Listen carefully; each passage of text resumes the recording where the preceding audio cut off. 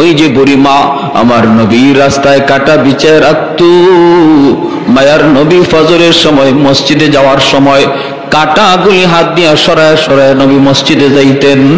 নবী রাতের অন্ধকারে কাটা রাস্তার মধ্যে পুঁতে পুঁতে রাখত। একদিন সর্বপ্রথম যেদিন নবী বুঝতে পারেন নাই, ওই দিন নবীর পায়ের তালা থেকে 40টা বিষাক্ত কাটা নবী বের করছেন। এরপরে রাতে নবী সতর্ক হয়ে মসজিদে যান। সতর্ক হয়ে কাটাগুলি সরাইয়া আমার নবী রহমতের নবী সরওয়ারে দু জাহান তিনি মসজিদে যান কাটাগুলি সরায়া। একদিন আমার নবী দেখেন রাস্তায় কাটা নাই। নবী জিজ্ঞেস করেন আজকে রাস্তায় কাটা নাই কেন? মানুষজনকে হুজুর আপনার প্রতি যেই মহিলা কাটা বেচাইতো সে অসুস্থ, বিছানায় পড়া, এজন্য আজকে রাস্তায় কাটা নাই। রহমতের নবী কয় আমারে তোমরা নিয়ে যাও, আমি আমার বুড়ি মারে অসুস্থ মারে দেখতে যাব। যেই মহিলা আমার নবীর পায়ে থেকে রক্ত ছড়াইলো, ওই মহিলা অসুস্থ হয়েছে, নবী তারা দেখতে বাড়িতে যাইতেছেন। কন্যা সুবহানাল্লাহ। আমরা কইলে বলতাম তাড়াতাড়ি মরে না কেন? আমরা কইলে বলতাম আজরাইল আসে না কেন? আবু জাহেল গর্তের মধ্যে পড়ে গেছে, মায়ার নবীকে মারার জন্য গর্ত বানাইছে আবু জাহেল।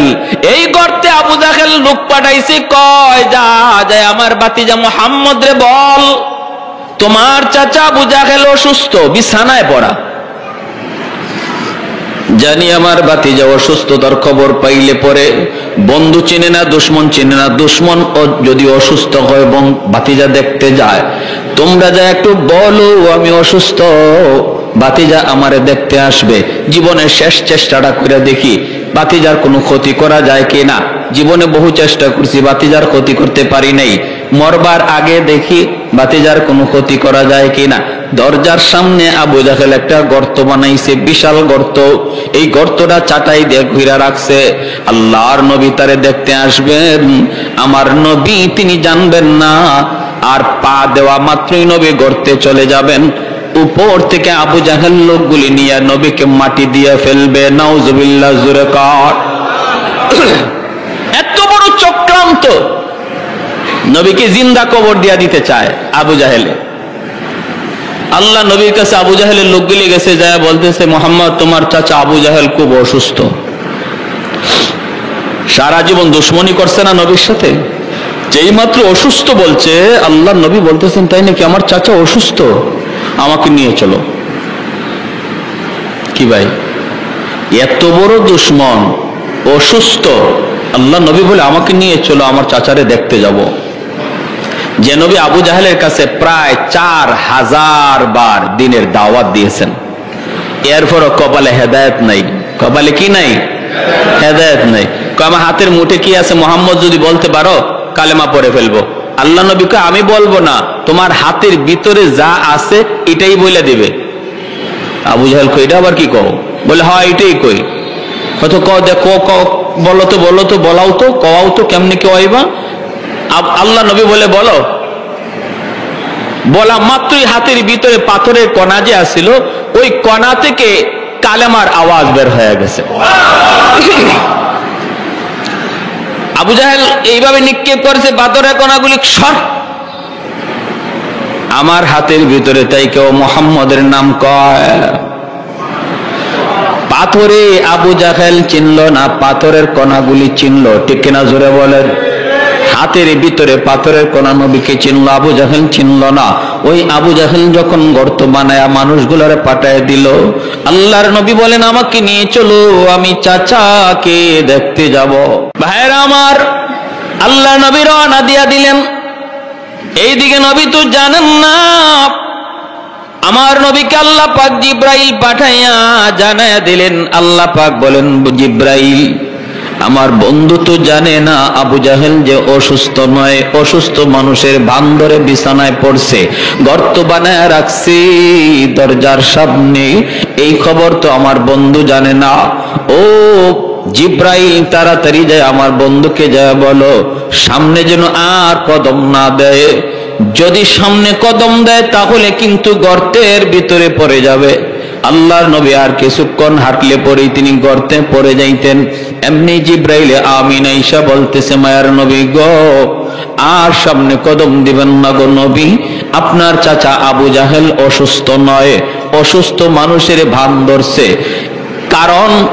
কারণ হলো দরজার সামনে একটা গর্ত বানাইছে, ওই গর্তের ভিতরে আপনাকে ফালায়া মারতে চায়।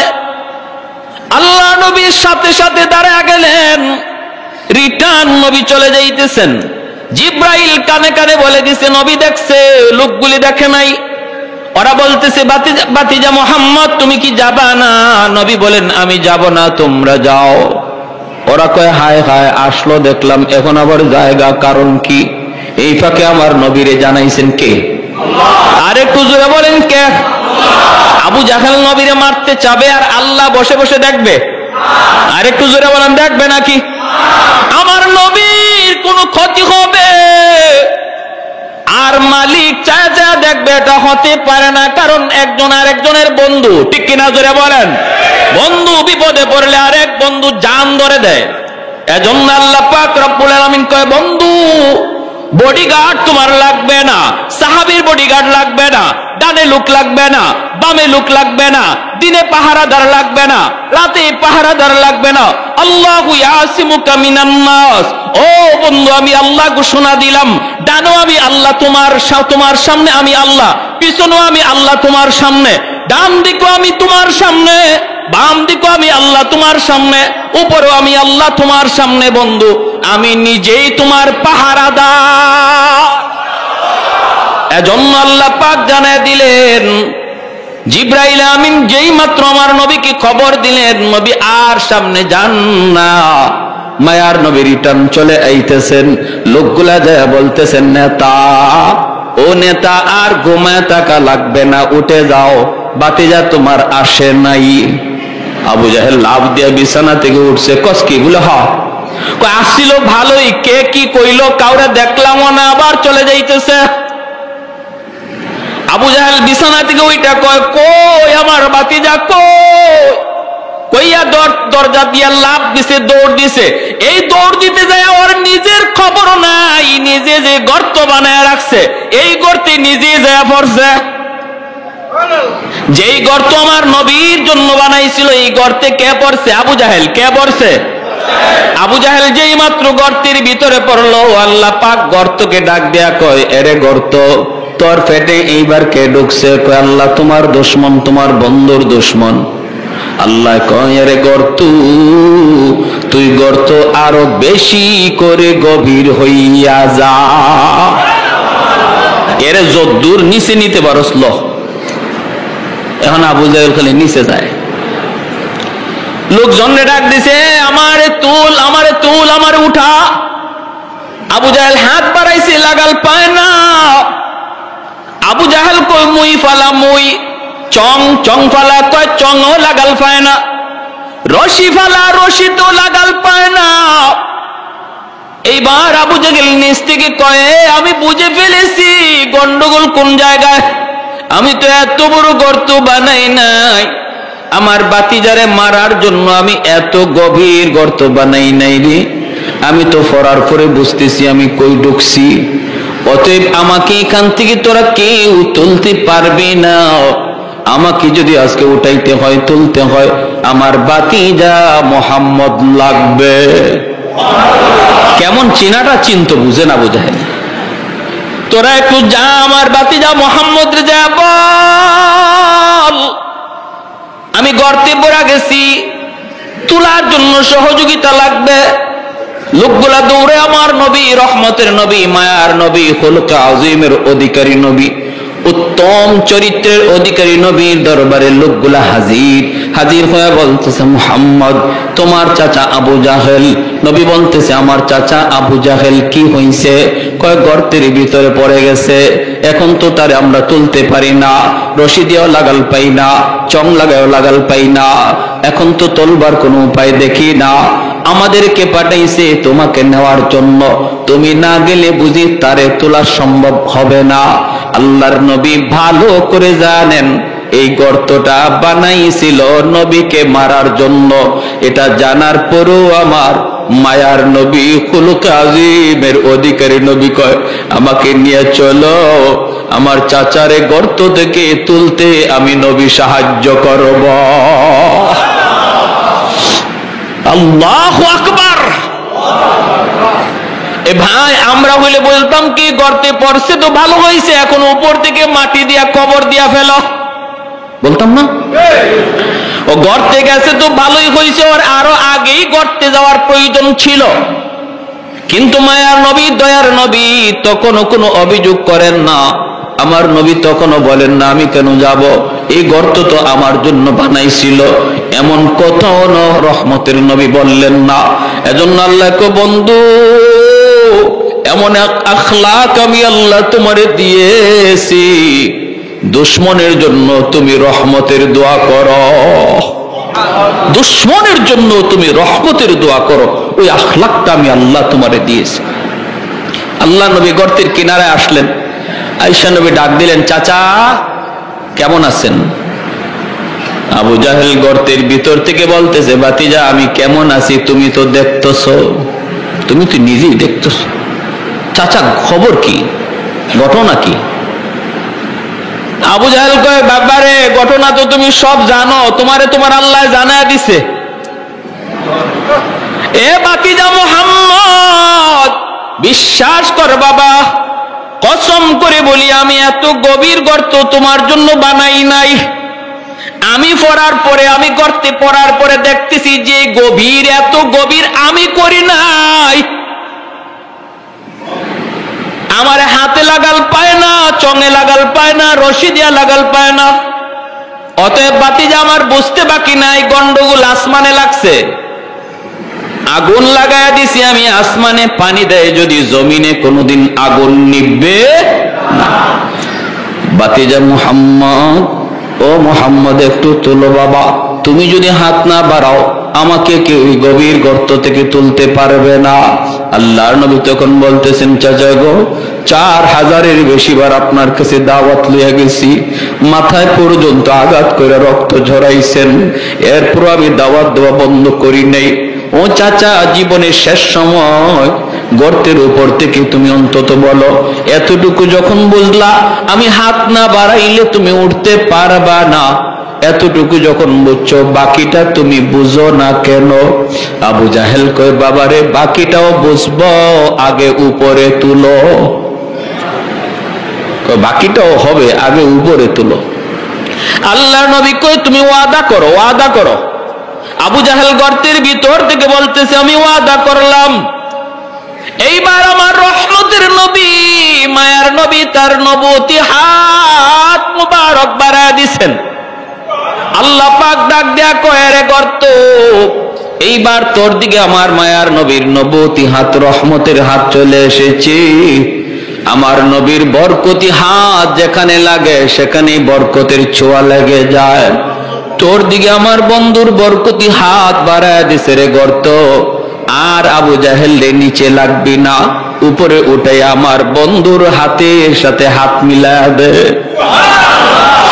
লিফটের মতো আবু জাহেলকে গর্তের ভিতর থেকে উপরে উঠাইতে লাগলো। আমার নবী, রহমতের নবী, মায়ার নবীর হাত মোবারক আবু জাহেল ধরলো, নবীজি টান দিয়া উপরে উঠায় ফেললেন। আল্লাহু আকবার।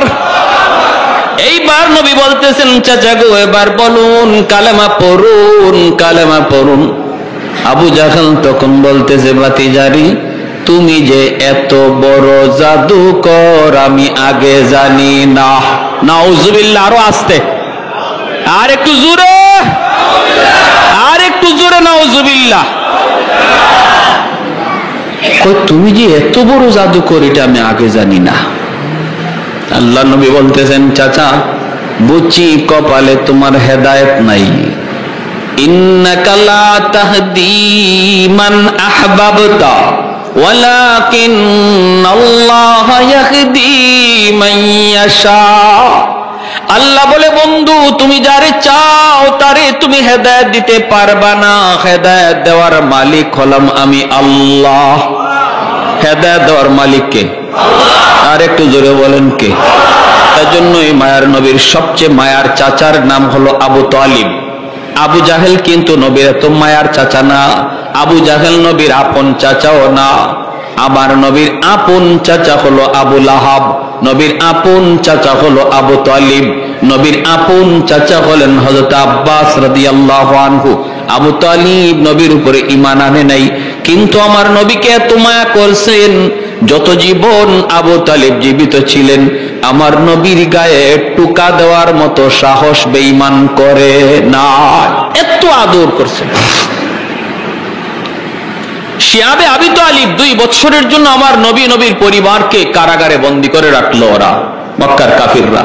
2 থেকে 2.5 বছর নবী বন্দী ছিলেন, একা না গোটা পরিবারটা। এবং নবীর সাথে নবী পরিবারের লোক যারা মুসলমান হয় নাই এরাও বন্দী ছিল, এর মধ্যে আবু তালিবও বন্দী।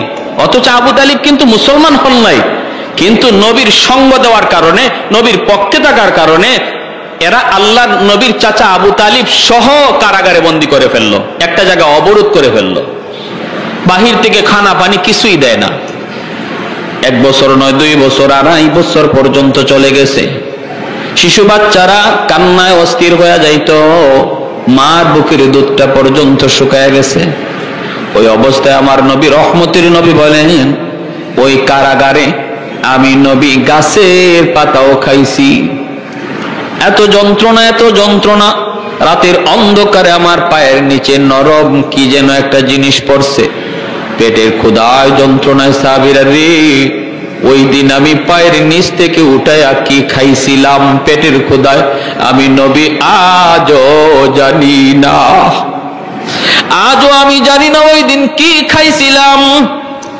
সেই আবু তালিব আমার নবী রহমতের নবী, ওই বন্দি দশায় নবী যেই খাটের মধ্যে ঘুমাইতেন, আবু তালিব আল্লাহ নবীর ঘরের চতুর্দিকে পাহারা দিতেন, পাহারা, দরজার সামনে পাহারা দিতেন। নবী একদিন ঘুম থেকে উঠে গেছেন, ওইটা বলতেছেন, চাচা আপনি ঘুমান না, রাত গভীর হয়ে গেছে, আপনি বুঝি ঘুমান না? আবু তালিব বলতো, বাতিজা মুহাম্মদ, বাতিজা আমার ভয় হয়, আবু জাহেলের লোকগুলা রাতের অন্ধকারে তোমার ঘরে ঢুইকা তোমার কোনো ক্ষতি করে ফেলে কিনারে বাতিজা, এজন্য আমি রাতে ঘুমাইতে পারি না, ঘুম থেকে লাফ দিয়ে উঠে যায়, আমার বাতিজার জানি কি হইতেছে। আল্লাহ নবী এজন্য আবু তালিবের ইন্তেকালের সময় মায়ের নবী চোখের পানি ঝরে ঝরে কাঁদতেছেন, আর কাছে যায় বলতেছেন, চাচা গো একবার শুধু আমার কানে কানে আপনি কালেমাটা পড়ে নিন, কিয়ামতের ময়দানে আমি নবী আপনারে না লইয়া জান্নাতে যাইমু না। আল্লাহ নবী এত অনুনয় বিনয় করে চোখের পানিটা জড়ায় জড়ায় নবী কাঁদতেছেন আর বলতেছেন। আবু জাহেল, উতবা, সাইবা লোকগুলা পাশে দাঁড়ায় আছে, ওরা দেখতেছে আবু তালিব মনে হয় কালেমা পড়ে ফেলবে। এমনি আবু জাহেল ডাক দেয়া কয়, আবু তালিব তুমি আমাদের নেতা ছিলা, সারা জীবন বাপদাদার ধর্মের উপরে ছিলা, মৌতের সময় যদি মুহাম্মদের ধর্ম লইয়া মরো, মক্কার মানুষ তোমারে কাপুরুষ কইব, কাপুরুষ। কি কয় শুনছেন? মক্কার মানুষ তোমারে কাপুরুষ কইব, মৌতের সময় মুহাম্মদের ধর্ম লইয়া মরছে, বাতিদার ধর্ম লইয়া মরছে। এ আবু তালিব তুমি চিন্তা করে দেখো।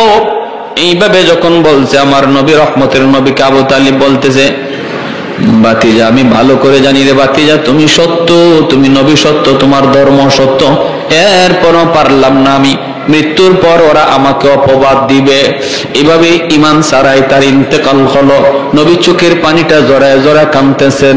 ওই সময় আমার আল্লাহ আয়াত নাজিল করে কয়, বন্ধু তুমি যারে ভালোবাসো তারে তুমি হেদায়েত দিবা, বিষয়টা এমন না, হেদায়েতের খাজানার মালিক হলাম আমি আল্লাহ। জাহান্নামের সর্বনিম্ন শাস্তিটা দেওয়া হবে নবীর চাচা আবু তালিবকে, 1 জোড়া জুতা পরায় দেওয়া হবে জাহান্নামের। আল্লাহ নবী বলেন এই জাহান্নামের এক জোড়া জুতা পরানো হবে। কেন? পায়ের তালার মধ্যে এই জুতাটা। এরও একটা হিকমত লেখছেন মুহাদ্দিসিনে কেরাম হাদিসে। আবু তালিবের শরীরের এমন কোন জায়গা বাকি ছিল না যেখানে আমার নবীর পবিত্র দেহের ছোঁয়া লাগে নাই। আদর করতে গিয়ে, ছোট্টবেলা থেকে আমার নবীরে আদর করতে গিয়া নবীর দেহটা তার দেহে লাগে নাই, এমন কোন জায়গা বাকি ছিল না, শুধুমাত্র পায়ের তালা ছাড়া। শুধুমাত্র পায়ের তলা, পায়ের তলাটা ছাড়া বাকি সব জায়গায় নবীর দেহের ছোঁয়া লাগছে। এজন্য জাহান্নামের আগুন ধরতে পারে না। পায়ের তালার মধ্যে যেহেতু নবীর ছোঁয়া লাগে নাই, এজন্য আল্লাহ জাহান্নামের দুটা জুতা পরাইয়া দিবে। এতে করেই মাথার মগজ, ভাত যেভাবে টকবক করে, ভাত যেভাবে টকবক করে ওই রকম মাথার মগজ টকবক করবে। নবী বলেন এটাই জাহান্নামের সর্বনিম্ন শাস্তি, যে শাস্তিটা আল্লাহ আমার চাচা আবু তালিবকে দিবে। এটা সর্বনিম্ন। সর্বনিম্ন শাস্তিটা যদি এমন হয় যে জুতার গরমে পায়ের মাথার মগজ টকবক করে, তাহলে এর চেয়ে কষ্টের শাস্তিটা কেমন হইতে পারে? আল্লাহু আকবার।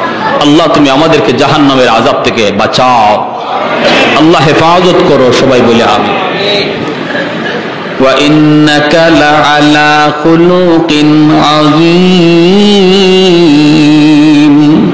এজন্যই আল্লাহ পাক রব্বুল আলামিন বলে, বন্ধু তোমাকে আমি আল্লাহ খুলুকে আযীমের অধিকারী করেছি। বন্ধু এত সুন্দর আখলাক, এত সুন্দর ব্যবহার আমার নবীর ছিল। ভাইরা বন্ধু এত সুন্দর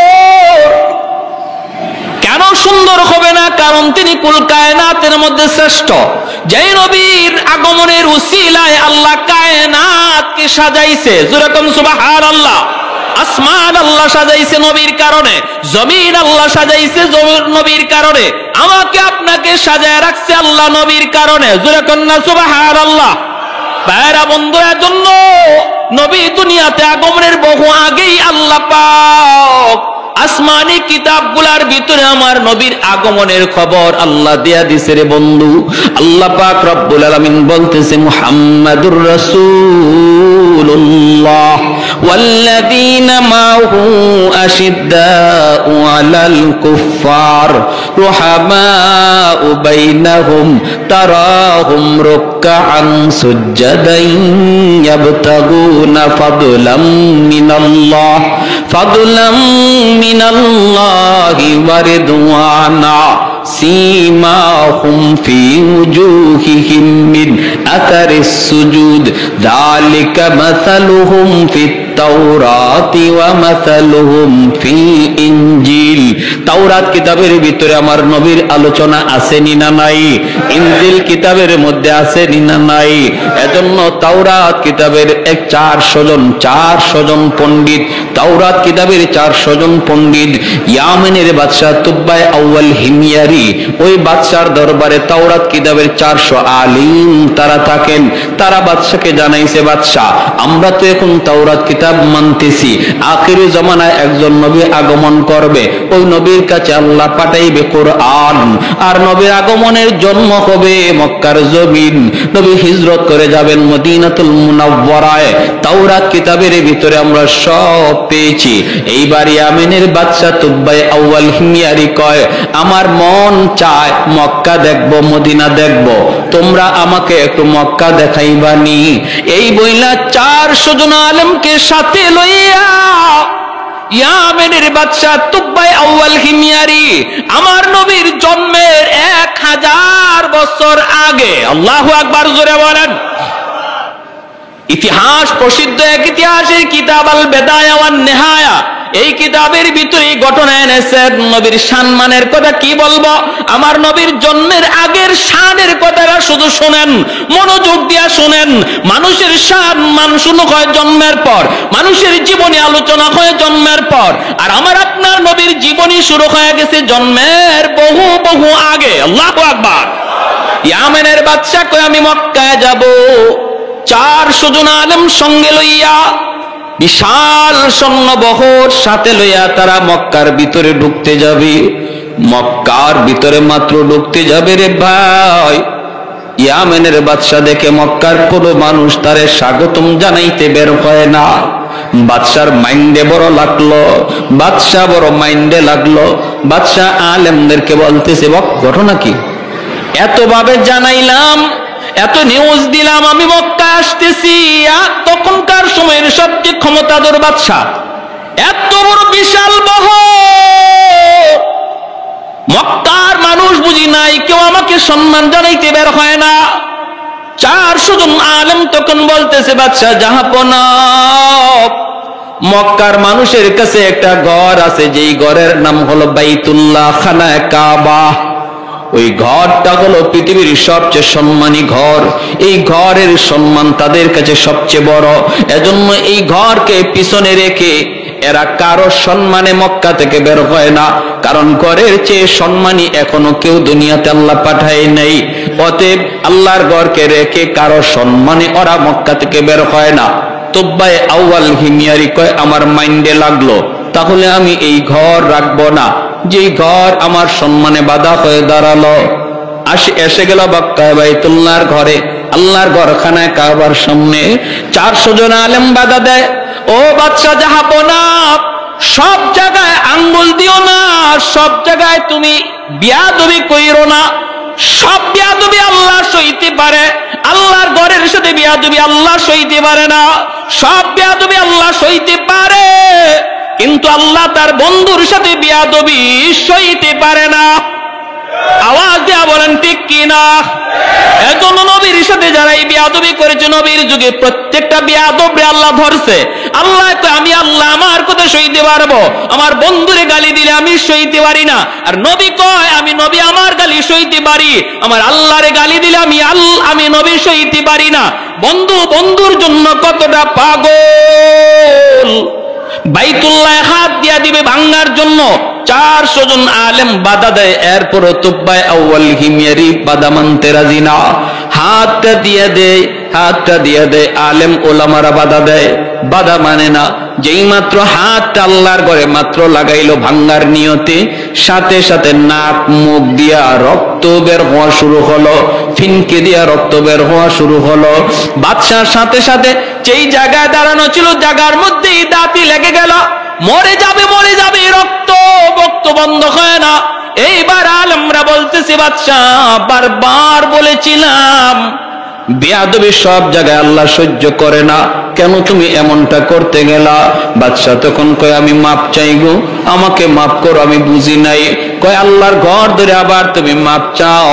যেই মাত্র আল্লাহর ঘর ধরে আবার মাপ চাইছে, মালিক আমি ভুল করে ফেলেছি, আল্লাহর সাথে সাথে তওবা কবুল করে তারে সুস্থ বানায় দিছে। বলুন তো, সুস্থতার চাবিকাঠি কার হাতে?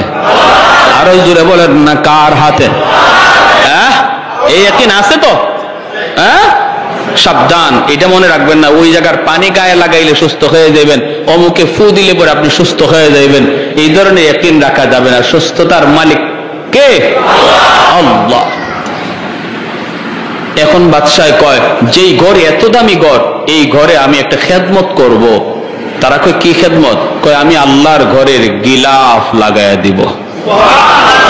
আমার নবীর জন্মের 1000 বছর আগে আল্লাহর ঘর খানায়ে কাবার গিলাফ লাগাইলো যে ব্যক্তি, সে হলো ইয়ামেনের বাদশা তুব্বায়ে আউয়াল হিময়ারি। কে উল্লেখ করেছেন?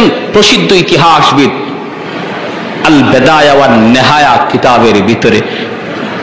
এই আল্লাহর ঘরে গিলাফ লাগানো হলো। আজও আল্লাহর ঘরে গিলাফ আছে, পরিবর্তন হয়, বদলানো হয়, কিন্তু সিস্টেম ও তখন থেকে শুরু হয়েছে।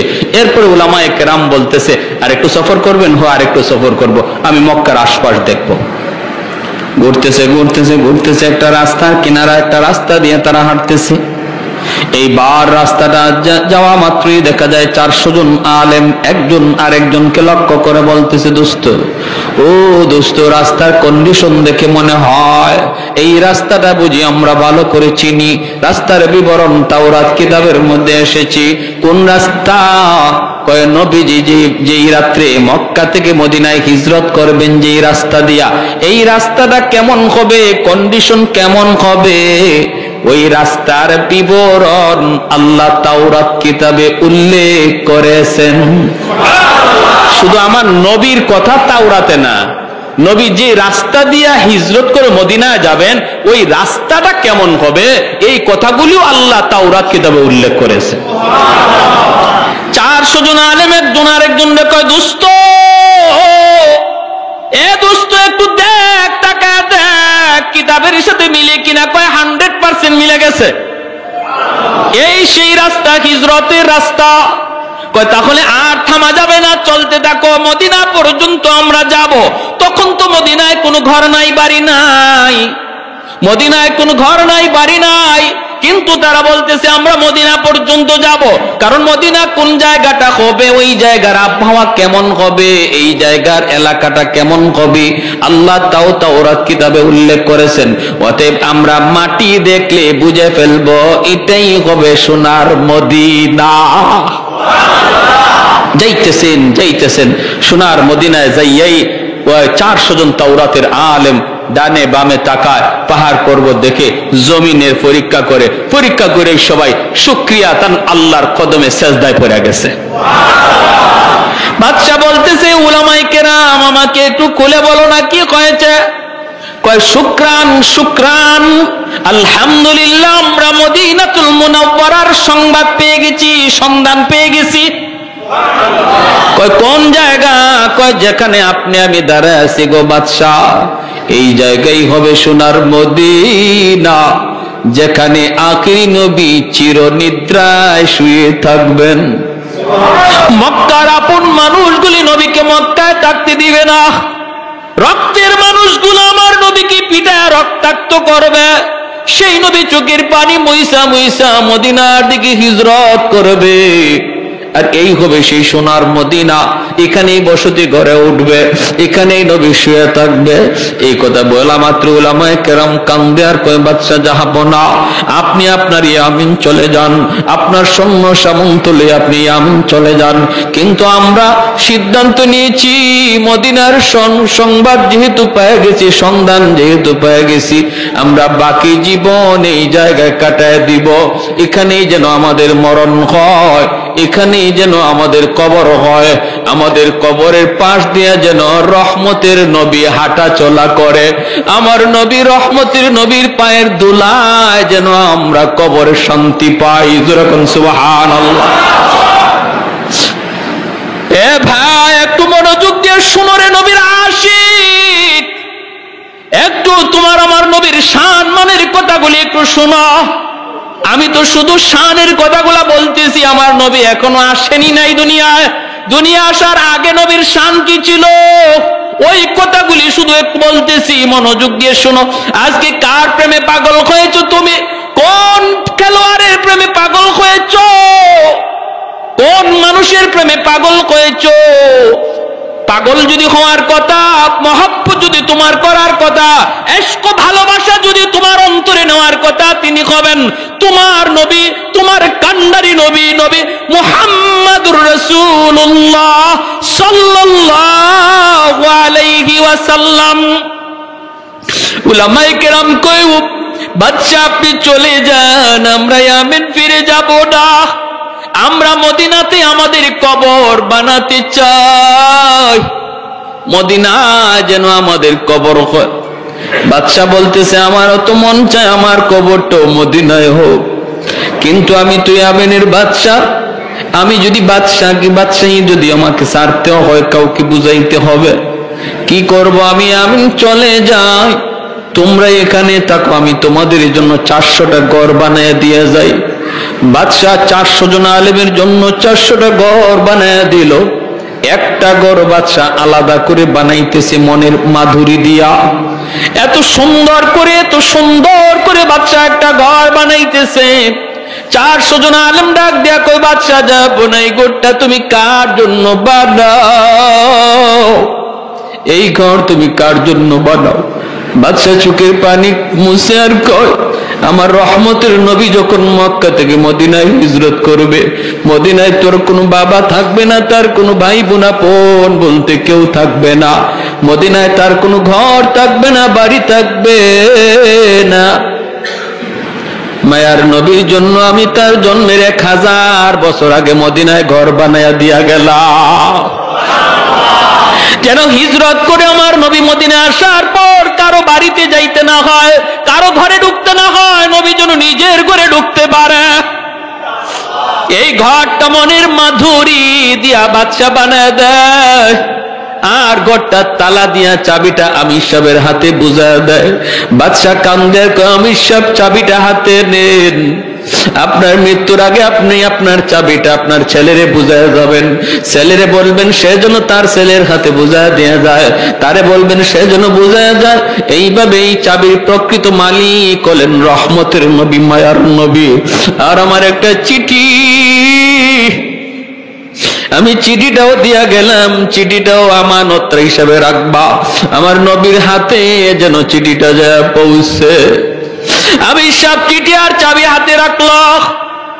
এ ভাই, আমার নবী 1000 বছর পরে নবী দুনিয়া আসলেন, নবী আস্তে আস্তে বড় হলেন, এরপরে নবী দাওয়াত দিলেন মক্কার মানুষগুলিকে, তারা কিছু মানলো কিছু মানলো না, নবীকে মক্কায় থাকতে দিল না, বের করে দিল। আমার নবী রাতের অন্ধকারে মক্কা ছেড়ে বের হয়ে চলে আসতেছেন। মক্কার কাছাকাছি আইসা নবী মক্কার দিকে তাকায় চোখের পানি ঝরায় নবী কান্দে আর কয়, এরে মক্কা, আমি তোমার কুলে ছোট থেকে বড় হয়েছি, আমি তোমার মাটিতে কত দৌড়াদৌড়ি করেছি, কত খেলাধুলা করেছি। আজকে আমার আপন মানুষগুলা আমাকে আমার জন্মভূমিতে থাকতে দিল না, আমার মায়ার মানুষগুলা, আমার রক্তের মানুষগুলা আমার মায়ার দেশে আমাকে থাকতে দিল না। নবী যখন চোখের পানি জোরে জোরে কান্দে, আল্লাহ পাক জিব্রাইলকে পাঠায় দিছে, জিব্রাইল আমার বন্ধুরে যা বলো আর যেন না কান্দে, আমি আল্লাহ সইতে পারি না। আমার বন্ধুরে যা বলো, আমি আল্লাহ ওয়াদা দিলাম জন্মভূমির দিকে তাকায় যেন বন্ধু চোখের পানি না জড়ায়। আমি জানি তার দেশের প্রতি, জন্মভূমির প্রতি বন্ধুর মায়া লাগতেছে। যায় তুমি সুসংবাদ দাও, অল্প দিনের ভিতরে আমি মদিনা থেকে আবার তার জন্মভূমিতে তারে ফিরাইয়া দিব। যায় বলো বন্ধু যেন না কাঁদে, তার চোখের পানি আমি আল্লাহ সইতে পারি না। আল্লাহ নবী রহমতের নবী মক্কা আসলেন, নবীজি কুবা এলাকায় সর্বপ্রথম অবস্থান করলেন। এখন যে মসজিদে কুবা, এখানে নবী সর্বপ্রথম মসজিদ বানাইলেন। আর নবী ঘোষণা দিলেন, এই কুবা মসজিদে যে 2 রাকাত নামাজ পড়বে, আল্লাহ তারে কবুল একটা উমরা হজের সওয়াব দান করবেন। এই কুবা এলাকাটা হলো আমার নবীর বাবা আব্দুল্লাহর নানার বাড়ি। এই জায়গাটাতে আমার নবীর কিছু আত্মীয় স্বজন ছিল, এজন্য কুবা এলাকায় নবী সর্বপ্রথম অবস্থান করলেন, মসজিদ বানাইলেন। মদিনা থেকে মানুষ নবীকে সুস্বাগতম জানানোর জন্য কুবার দিকে রওনা দিছে, সবাই কুবার দিকে রওনা দিছে। এইদিকে ওই আমির সাহেবের হাতে ইয়ামেনের বাদশার দেওয়া যে চিঠি আর চাবি ছিল, এই চিঠি আর চাবি আমানত হিসাবে আস্তে আস্তে হাত পর হাত, এক হাত থেকে আরেক হাত হইতে হইতে সর্বশেষ আমির সাহেবের বংশের যেই লোকটার কাছে সর্বশেষ এই চিঠি আর চাবি এসে পৌঁছলো, তার নাম হলো আবু আইয়ুব আনসারী রাদিয়াল্লাহু আনহু। সর্বশেষ এই চিঠি আর চাবি হযরত আবু আইয়ুব আনসারী রাদিয়াল্লাহু তাআলা আনহুর হাতে এই চিঠি আর চাবি এসে পৌঁছলো। মদিনার মানুষজন কুবার দিকে যায়, মানুষেরা কয়, আবু আইয়ুব তুমি কি যাইবা না নবীকে আগে আনতে? আবু আইয়ুব আনসারী কয়, তোমরা যাও, আমি একটা ঘর মোছামুছি করতেছি, পরিষ্কার করতেছি। বলে ঘর কার ঘর? কয় বুঝবা সব পরে সব তোমরা জানবা, তোমরা যাও। আমার মন বলে তোমরা নবীকে যে খুঁজে তালাশ করো, আর আমার নবী আমাকে খুঁজতে এখানে আসবে। আমার মন বলে মায়ার নবী আমাকে খুঁজতে এখানে আসবে, কারণ আমার আল্লাহ অবশ্যই তার বন্ধুকে জানায় দিছে, বন্ধু তোমার ঘর রেডি আছে, এখন ওই ঘরের তালা কেউ খুলে না, সবার আগে তুমি যা তালা খুলবা। আল্লাহ নবী রহমতের নবীর কাছে মদিনার মানুষজন যা বলতেছে, নবী গো আমার বাড়িতে আপনি আগে উঠুন। ওগো নবী আমার অতটা বাড়ি আছে, এতটা ঘর আছে, থাকার কোনো সমস্যা নাই, আল্লাহ নবীকে যার যার বাড়িতে নেওয়ার জন্য সবাই পাগল পারা হয়ে গেল। মায়ার নবী দয়ার নবী তখন বলতেছেন, আমি কার বাড়িতে থাকবো, কার বাড়িতে উঠবো আমি জানি না, আমি কোথায় যাব এটা জানেন আমার আল্লাহ জানে। আমার উটনি, আমি যেই উটের উপরে সওয়ার হয়েছে এই উট জানে আমার ঠিকানা কোথায় হবে। আল্লাহু আকবার। कौनैन मुख्तार खुदा तुमको बनाया, कौनैन मुख्तार खुदा तुमको बनाया, उम्मत का निगाहबान खुदा तुमको बनाया, उम्मत का निगाहबान खुदा तुमको बनाया, मौला मेरा आका मेरा रहमत की नबी है, ताजदार मदीना है तुम्हारे अरबी है, ताजदार मदीना है तुम्हारे अरबी है, अशजार ने देते हैं नबूवत के शहादत, तशकीक कमर में है तो अंगुल की इशारात। আমার নবীর আঙ্গুলের ইশারায় চাঁদ দুই টুকরা ওইছে না ওইছে না? ভাইরা আমার, এজন্য বলতেছিলাম আল্লাহ নবী বলতেছে আমি জানি না কোথায় যাব, কোন দিকে যাব, জানেন আমার আল্লাহ জানে আমার উটনি। মায়ার নবী উটের পিঠে উঠে গেলেন। সাহাবায়ে কেরাম মদিনার মানুষ যাদেরকে আনসার বলা হয়, নবীর সাথে যারা মক্কা থেকে মদিনায় হিজরত করেছে তাদেরকে মুহাজির বলা হয়, আর মদিনার মানুষ যারা নবীকে সাহায্য করেছে তাদেরকে আনসার বলা হয়। আনসার শব্দের অর্থই হলো সাহায্যকারী। তারা সাহায্য করেছেন, জায়গা দিয়েছেন, ঘর দিয়েছেন, টাকা দিয়েছেন, সব দিক দিয়ে সহযোগিতা করেছেন, বিদায় তাদের নাম হলো আনসার। সবাই যায়, যান না শুধু একজন, তিনি কে? আবু আইয়ুব আনসারী। তিনি তো ওই ঘরটা শুধু মুছামুছি করতেছেন, পরিষ্কার করতেছেন। আমার নবীর উটনি একে একে নবীকে নিয়ে চলতে লাগলো। সামনে একজনের বাড়ি পড়ে, ওই বাড়িওয়ালা মনের ভিতরে বড় আশা নিয়ে বসা থাকে, ও মালিক তোমার বন্ধুর উটনিটা যদি আমার বাড়ির সামনে একটু বসতো, হায় রে যদি আমার বাড়ির সামনে উটনিটা একটু বসতো। কিন্তু না, বাড়িটা পাস করে যখন উটনিটা চলে যায় সে নিরাশ হয়ে যায়। সামনের বাড়িওয়ালা বুক ভরা আশা নিয়ে আবার বসা থাকে, মনে হয় আমার বাড়িতে উটনিটা বসবে, তার বাড়িতে উটনিটা বসলো না। আগাইতেছে মক্কা মদিনার অলি গলি দিয়ে উটনিটা যায়, কেউ তারে রাস্তা চিনায় দেওয়া লাগতেছে না, যেন উটনি মদিনার সব রাস্তা চিনে। এইভাবে উটনিটা মায়ার নবীকে নিয়ে ঘুরতেছে, ঘুরতে ওই সেই বাড়ি যেই বাড়ি নবীর জন্মের 1000 বছর আগে ঘর বানায়া গেল। ইয়ামেনের বাদশা তুব্বাই আউয়াল হিময়ারি মসজিদে নববীর পাশে ওই ঘরের সামনে নবীর উটনিটা গেল। ওই জায়গায় আবু আইয়ুব আনসারীর হাতে হলো চিঠি আর চাবি। ওখানে যাইয়া উটনিটা মায়ার নবীকে নিয়ে বসে গেল। আল্লাহু আকবার। আবু আইয়ুব আনসারী আমার নবী, রহমতের নবী, মায়ার নবী ডাক দেয়া বলতেছেন, আবু আইয়ুব কোথায়? আমার চিঠি আর চাবি আমার হাতে দাও। কেউ বলে নাই। ওই সময় মদিনার মানুষ নবীর সাথে হিজরতকারী আবু বকর, কেউ জানে না এই চিঠির ইতিহাস কি, চাবির ইতিহাস কি। আল্লাহ নবী দেয়া বলতেছেন, আবু আইয়ুব কোথায়? আমি নবীর চিঠি আর চাবি তোমার কাছে আমানত, আমার আমানত আমার হাতে বুঝায় দাও। আবু আইয়ুব আনসারী চোখের পানিটা মুছে আর কয়, নবী গো আমি ভালো করে জানতাম গো নবী, আপনাকে আমার আল্লাহ সব জানায় দিবে, আর আপনি ঠিকই আমার খুঁজেই পর্যন্ত পৌঁছে যাবেন। আমি তো কুবা বোঝাইতে পারতাম, যাই নাই। আমি আপনার ঘরটা মুছামুছি করতেছি গো আল্লাহর নবী। মায়ার নবী চিঠিটা আর চাবিটা হাতে নিছেন। হাতে নিয়ে মায়ার নবী চিঠিটা খুললেন। চিঠিটা খোলার পরে নবী দেখেন লিখছে তুব্বাই আউয়াল হিময়ারি, নবীর জন্মের 1000 বছর আগের চিঠি। এই চিঠিতে ইয়ামেনের বাদশা লেখছে, ওগো মায়ার নবী, রহমতের নবী, সরওয়ারে দু জাহান, সাইয়্যিদুল মুরসালিন, নবী গো সফরে বের হয়ে আপনার মদিনাতুল মুনাওয়ারার সন্ধান পেয়ে গেছি। আমার 400 জন আলেম মদিনায় রয়ে গেছি, ওদের কবর হবে আপনার কবরের পাশে। মন চাইছিল আমিও থাকতাম, কিন্তু পারলাম না। আমি বাদশা হয়ে ইয়ামেন ফিরে গেলাম। ওগো নবীজি, আমি আপনার জন্য একটা ছোট্ট হাদিয়া রেখে গেলাম গো নবী, একটা ছোট্ট কামরা। মদিনায় যেদিন আপনি হিজরত করে আসবেন, আপনি ওই কামরার মধ্যে আগে ঢুকবেন, এই ঘরের মালিক হলেন আপনি। আমি আপনার উপরে আপনার জন্মের 1000 বছর আগে ঈমান আনলাম। জন্মের 1000 বছর আগে ঈমান আনলো ইয়ামেনের বাদশাহ তুব্বাই আউয়াল হিময়ারি। ভাইরা আমার জন্য বলতেছি, আমার নবীর সম্মানের কথা কি বলবো, সারা রাত বললেও শেষ হবে না। মায়ার নবী, দয়ার নবী জন্মগ্রহণ করলেন।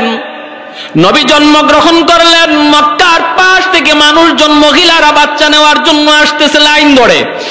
নবীর দুধমা হালিমা সাদিয়া তিনিও আসতেছেন লাইন ধরে।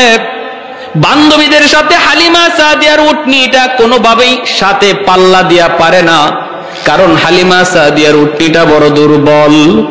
আল্লাহর নবী, রহমতের নবী, মার কুলে জন্মের আগেই তো নবী বাবা হারাইলেন। আমার নবী তো এতিম। হালিমা সাদিয়া বান্ধবীদের সাথে পাল্লা দিয়া পারলেন না, ওরা আগে চলে আসলো, কারণ উট ছিল তার বড় দুর্বল, হাঁটতে পারে না। বান্ধবীরা আগে আইসা একে একে ভালো ভালো ঘর থেকে বাচ্চাগুলি টাকার বিনিময়ে নিয়ে গেল। আমার নবীর দরজার সামনে যা হাজির হয়, হাজির হয়ে কয় বাচ্চা আসেনি? নবীর মা আমেনা কয় আছে তো। কয় বাবা আসেনি? নবীর আম্মা চোখের পানিটা মুছে আর কয় না, আমার সন্তানের বাবা ডাক, আমার সন্তান মুহাম্মদ ইয়েতিম, আমার সন্তান আব্বা কয়ে ডাক দিতে পারে না। বাবা ডাক দেওয়ার ভিতরে কত মজা আমার নবী জানে না, আব্বু ডাকটার মধ্যে কত মজা আমার নবী জানেন না। কয় না না, এতিম সন্তান নেওয়া যাবে না, নাইলে আমরা বকশিশ বেশি পাবো না। মহিলারা একে একে চলে গেল, কেউ নবীকে নিল না। হালিমা সাদিয়া সবার পরে মক্কায় ঢুকলেন। সবাই তো ভালো ভালো ঘর থেকে বাচ্চা নিয়ে গেছে। হালিমা সাদিয়ার ভাগ্য, আমার নবীর দরজায় তারে নিয়ে আসছে। হালিমা সাদিয়া দরজার সামনে আইসা বলতেছে, বাচ্চা আসেনি? নবীর আম্মা কাঁদেন আর বলেন, আমার সন্তানের তো বাবা নাই। আছে তো বাচ্চা, বাবা নাই, এতিম, তুমি নিবানি। হালিমা সাদিয়া দরজার বাহির থেকে বলতেছে, দরজাটা একটু খুলো, তোমার মানিকের চেহারাটা এক নজর দেখাও, এরপরে সিদ্ধান্ত নিব আমি নিব কি নিব না। দরজাটা খোলার পর আমার নবীর চেহারাটা দেখা মাত্র হালিমা সাদিয়া আল্লাহু আকবার বলে আওয়াজ দিয়া উঠলেন। আল্লাহু আকবার। হালিমা সাদিয়া কই গো আমেনা, আমি হালিমা জীবনে কত সুন্দর সন্তান দেখেছি, এত সুন্দর বালক আমি জীবনে কোনোদিন দেখি নাই। আমেনা বলতেছে, তুমি কেমনে দেখবা, আমিও তো দেখি নাই। আল্লাহ পাক কয়, জিব্রাইল রে, হালিমাও বুঝি আমার বন্ধুর মতো দেখে নাই, মায়ও বুঝি আমার বন্ধুর মতো কাউরে দেখে নাই, তুমি জিব্রাইলে দেখছো নি? জিব্রাইল কয়, আল্লাহ পৃথিবীর পূর্ব থেকে পশ্চিম, উত্তর থেকে দক্ষিণ, তামাম দুনিয়া আমি জিব্রাইল সফর করেছি। কসম খোদার মালিক, তোমার বন্ধুর মতো দ্বিতীয় আরেকজন সুন্দর আমি পৃথিবীর কোথাও পাই না। আল্লাহ পাক কয়, জিব্রাইল তুমি কেমনে দেখবা, আমিনা কেমনে দেখবে, হালিমাও কেমনে দেখবে? আমি আল্লাহ কি বলি শুনো, আমি তো খালিক, আমি তো মালিক, আমি তো মানুষ বানাই। আমি আল্লাহ বলতেছি, আমার বন্ধুর মতো দ্বিতীয় আরেকজন পৃথিবীতে আমি অতীতে বানাই নাই, ভবিষ্যতেও বানাবো না। সুবহানাল্লাহ। মা আহসানা মিনকা লাম তারাকাতু আইনি ওয়া আজমালা মিনকা লাম তালিদিন নিসাউ খুলিকতা মুবাররাআম মিন কুল্লি আইবিন কাআন্নাকা খুলিকতা কামা তাশাউ। এজন্য হযরত হাসান রাদিয়াল্লাহু তাআলা আনহু বলতেন, ওগো নবী, আপনার মতো এত সুন্দর কোন চোখ কোনদিন দেখেন নাই, আপনার মতো এত সুন্দর কোন সন্তান পৃথিবীর মা জন্ম দেয় নাই। ওগো নবী, আপনার চেহারার দিকে তাকাইলে মনে হয় আল্লাহ আপনারে জিগায়া জিগায়া বানাইছে। আল্লাহ আপনার চেহারা বানাইবার সময় যেন আপনারে জিজ্ঞেস করেছে, বন্ধু আমার, তোমার চেহারা আমি আল্লাহ বানাবো, বন্ধু কেমনে বানাইলে তুমি খুশি, একটু বলো। ওগো নবীজি, আপনার চোখ বানানোর সময় যেন আল্লাহ আপনাকে জিজ্ঞেস করেছে, বন্ধু কেমন চোখ তোমারে দিলে তুমি খুশি হও। নবী গো, আপনি যেভাবে চাইছেন যেন আল্লাহ আপনাকে এমন চক্ষুটাই দান করেছে। আপনার প্রতিটা অঙ্গের দিকে তাকাইলে মনে হয় আপনার মর্জি মতো আল্লাহ আপনারে বানাইছে, আর আমাদেরকে বানাইছে আল্লাহ তার নিজের মর্জি মতো, আর আপনারে বানাইছে যেন আল্লাহ আপনার মর্জি মতো। আমারে আপনারে যদি আল্লাহ কইতো, তুমি আব্দুর রহিম, আব্দুল করিম, তোমার চোখ কেমনে বানাবো, তোমার চোখটা কেমনে বানাইলে তুমি খুশি, আপনি তখন কি কইতেন? আমি হইলে কইতাম, আল্লাহ হরিণের মতো ডাগর ডাগর চোখ। বিভিন্ন কবিরা দেখবেন কবিতার মধ্যে তার প্রেমিকার কত গল্প করে, কত প্রশংসা করে, করতে করতে জানো আমার মাহবুবার চোখটা কেমন ছিল, হরিণীর মতো ডাগর ডাগর চোখ। তারপরে নাকটা ছিল খুব ধারালো, চুলগুলি ছিল এমন, তারপরে এমন কত প্রশংসা চেহারার।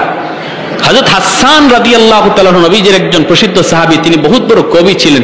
তিনি বলতেছেন, খুলিকতা মুবাররাআম মিন কুল্লি আইবিন কাআন্নাকা খুলিকতা কামা তাশাউ। এতটা নিখুঁত ভাবে আল্লাহ আপনারে বানাইছে গো নবী, আপনার দিকে তাকাইলে মনে হয় আপনার মর্জি মতো আল্লাহ আপনারে বানাইছে। যেটা যেভাবে বানাইতে কইছেন আল্লাহরে, আল্লাহ যেন এইভাবে আপনারে বানাই দিছে। সুবহানাল্লাহ। এজন্য আল্লাহ বলে, জিব্রাইল, আমার বন্ধুর মতো সুন্দর আরেকজন পাইবা কোত্থেকে? আমি বানাইলে তো পাইবা, আমি তো বানাই নাই, আমি আল্লাহ তো বানাই নাই, পাবা কোত্থেকে? সুবহানাল্লাহ। এজন্য নবীকে কোলে নিয়ে হালিমা সাদিয়া উটের পিটাইয়া বসছেন, আমার কিচ্ছু লাগবো না, আমি বাচ্চা লয়ে যাই। চেহারায় কয় অনেক কিছু, চেহারায় কয় বহুত নিয়ামত, চেহারায় কয় বহুত বরকতি বাচ্চা, বহুত বরকতি বাচ্চা। হালিমা সাদিয়ার স্বামী উটের পিঠে বসা, গিয়ে নিয়ে উঠছে পরে হালিমা সাদিয়ার স্বামী বলতেছে, হালিমা গো কিছু পাইছো? হালিমা সাদিয়া বলতেছেন, স্বামী গো চেহারা দেখো, কিছু না, চেহারায় মনে হয় আমরা সব পায়া গেছি, চেহারায় বোঝা যায় আমরা সব পায়া গেছি। আল্লাহ নবীকে কোলে নিয়ে হালিমা সাদিয়া উটের পিছে বসছেন, আর সামনে বসছেন তার স্বামী। এবার স্বামী উটকে পিটাইতেছেন। খাসাইসুল কুবরা নামক কিতাবের ভিতরে লিখেন আল্লামা জালালউদ্দিন সুয়ুতি রহমতুল্লাহ আলাইহি, পিঠে চাবুক দিচ্ছেন উটরে, চল বাড়ি যাব, বাচ্চা তো পেয়ে গেছে। উট নড়ে না, চড়ে না, লড়েও না, পিটা খায় উটে, কথা কয় না, আরো পিটায়, উট নড়ে না, চড়ে না। এইবার হালিমা সাদিয়া অবাক, স্বামী অবাক, ঘটনা কি? উট নড়ে না, চড়ে না, বসছে যে আর উঠেই না। এইবার উট আল্লাহর কাছে তার জবান চায়, জবান উঠে আল্লাহর কাছে জবান চায়, মালিক আমি তো হায়ওয়ান, তুমি আমার জবান দেও নাই, এতে আমার কোনো বাধা নাই, আপত্তি নাই, কোনো অভিযোগ নাই, মালিক তোমার মর্জি, কিন্তু আল্লাহ এই মুহূর্তে আমার একটু জবান খুলে দাও, আমি আমার মালিকের সাথে একটু কথা বলবো। কেন আমি উট হাঁটতেছি না, নড়তেছি না? সাথে সাথে আল্লাহ উটের জবান খুলে দিয়েছে। উট ডাক দেয়া কয়, মালিক আমারে যতই মারো, যতই পিটাও, আমি কিন্তু নড়বো না, হাঁটবো না, কারণ তোমার পিছনে যে বসছে তোমার বিবি, যারে কুলে নিয়ে বসছে, তুমি তারে না চিনলেও আমি উট তারে চিনে ফেলেছি, আমি উট তারে চিনে ফেলেছি। ইনি রহমতের নবী সাইয়্যিদুল মুরসালিন, উনার খাতিরে আল্লাহ কায়নাত বানাইছে, আমারে বানাইছে, তোমারে বানাইছে। ওই রহমতের নবী যদি তোমার পিছনে বসে বেয়াদবি হয়, বেয়াদবি হয়, আমার রহমতের নবীর আগে বসাও, তুমি পিছনে যাও, আমাকে মারা লাগবে না, আঘাত করা লাগবে না, আমি দ্রুত দৌড়াইতে থাকব। হালিমা সাদিয়ার স্বামী ডাক দিয়া কয়, হালিমা গো কারে লই আইছো? উঠে যারে চিনে, ও হালিমা তুমি সামনে আসো। হালিমা জাদি আমার নবীকে নিয়ে সামনে আইসা বসলেন। স্বামী পিছনে বসছে, উট আস্তে করে দাঁড়ায় গেছে।